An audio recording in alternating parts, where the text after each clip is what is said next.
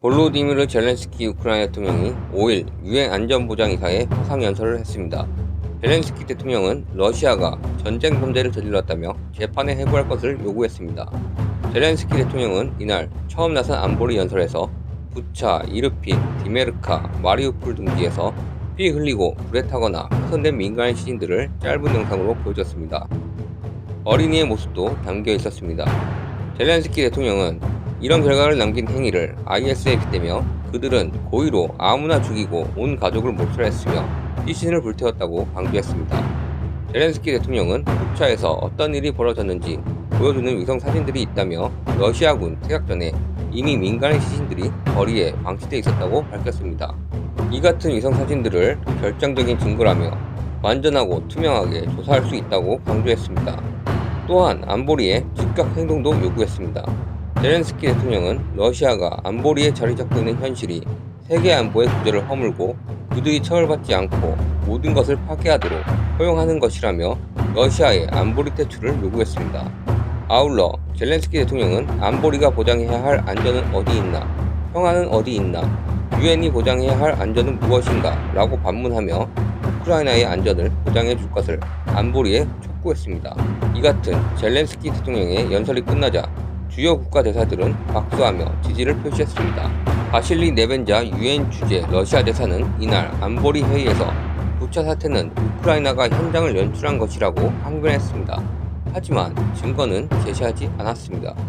중국은 러시아를 감싸는 듯한 반응을 보였습니다. 장진 유엔 주재 중국 대사는 이날 안보리 회의에서 부차에서 발생한 민간인 희생의 영상과 기사는 아주 끔찍하다면서도 사건의 전후 상황과 정확한 사건의 원인에 대한 검증부터 이루어져야 한다고 강조했습니다. 이어서 장 대사는 러시아에 대한 국제사회의 제재는 사태를 더 복잡하게 만들 뿐이라면서 미국과 유럽이 러시아와 대화에 나서야 한다고 말했습니다. 이러한 상황에서도 젤렌스키 대통령은 정전 협상을 지속하고 있는데 이는 우크라이나에게 선택의 여지가 많지 않음을 암시합니다. 러시아군이 앞으로 몇 주 동안 우크라이나 돈바스 지역을 완전 장악하기 위해 집중 공격을 계획하고 있다고 옌스 스톨텐베르그 북대서양 조약기구 사무총장이 5일 밝혔습니다. 러시아군이 이렇게 동부 돈바스 지역 공세에 더욱 열을 올리는 이유는 눈에 보이는 전과가 없으면 러시아 내부의 불만을 잠재우기 어렵기 때문입니다. 러시아의 외교관들은 이번 부차 사태 이후 EU 내에서 퇴출 수순을 밟고 있습니다. 스페인, 이탈리아, 스웨덴, 덴마크, 독일, 프랑스, 리투아니아 등등 많은 국가에서 러시아 외교관에 대한 추방을 단행했습니다.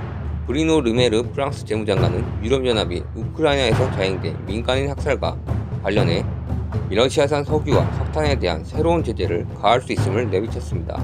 르메르 장관은 5일 유럽연합 27개 회원국들은 러시아의 제재에 대해 완전한 의지가 있다며 이같이 밝혔습니다. 다만 만장일치 제재안 통과는 쉽지 않을 것으로 보입니다. 이유는 지난 2020년 석유 보유량의 약 25%, 경탄의 53%를 러시아로부터 수입했습니다. 원전 강국인 프랑스와 달리 다른 국가들은 에너지 수급 위기에 단합이 어려울 수 있습니다. 또한 헝가리와 세르비아는 러시아의 우호적인 정부가 재집권하였습니다. 두 국가는 중국의 1대1로 사업을 통해 각국의 수도를 잇는 고속철도 사업을 진행하는데 중국과 러시아 국영 기업들이 참여하고 있습니다. 하지만 러시아에 대한 제재 수위가 결코 낮은 것은 아닙니다. 미국 정부가 6일 러시아에 대한 모든 신규 투자를 금지하고 주요 금융기관들을 전면 차단하는 추가 제재를 단행했습니다. 미 고위 당국자는 이날 브리핑을 통해 러시아의 최대 은행을 금융계에서 전면 차단한다고 밝히고 러시아 금융에 가하는 충격을 비약적으로 높이겠다고 설명했습니다. 이에 따라 러시아 최대 금융기관인 스베르뱅크와 최대 민영은행인 알파뱅크가 국제금융 시스템에서 전면 차단됩니다. 스베르뱅크는 러시아 전체 자산의 3분의 1을 보유하고 있다고 당국자는 설명했습니다. 이를 포함해 러시아 자산 3분의 2가 이번 추가 제재 조치 이후 묶이게 될 것으로 미국 정부는 예측하고 있습니다. 이들 기관의 미국 내 자산은 동결되고 미국인이 이들 기관과 거래하는 행위도 금지된다고 이 당국자는 설명했습니다. 또 그동안 에너지 분야에 한정됐던 러시아에 대한 신규 투자 금지 조치가 전체 산업 분야로 확대됩니다. 이번 추가 제재에는 미국뿐 아니라 주요 7개국과 유럽연합 소속 등 30여 개국이 동참합니다. 또한 제재 우회를 막기 위해 가상화폐 거래소에 대한 제재까지 시행했습니다. 미 재무부는 연방수사국과 협력해 독일에 있는 히드라 서버를 폐쇄하고 2,500만 달러, 하나 약 304억 원 상당의 가상화폐를 압류했다고 밝혔습니다. 이와 같은 경제 제재는 러시아의 디폴트 위협을 크게 높일 것입니다. 또 미국은 우크라이나에 대한 1억 달러 추가 군수 지원도 시작합니다. 토니 블링컨 미 국무부 장관은 5일 성명에서 우크라이나에 긴히 필요한 대전차 미사일 체계 지원을 위해 1억 달러 상당 안보 지원을 즉시 승인했다고 밝혔습니다. 마크 밀리 미 합창의장은 5일 하원 군사위원회 2023 회계연도 국방예산 청문회에서 우크라이나 사태는 러시아가 시작한 매우 광범위한 분쟁이라며 최소 몇 년이 걸릴 것으로 예상한다고 증언했습니다. 지금의 전쟁 수행 과정에서도 상당한 피해를 강요받았는데 피해 규모는 갈수록 늘어날 것으로 예상됩니다. 전쟁과 경제 제재로 인한 인플레이션은 이미 15%가 넘어가고 있고 다수의 투자 전문가들이 러시아의 디폴트를 전망하고 있습니다.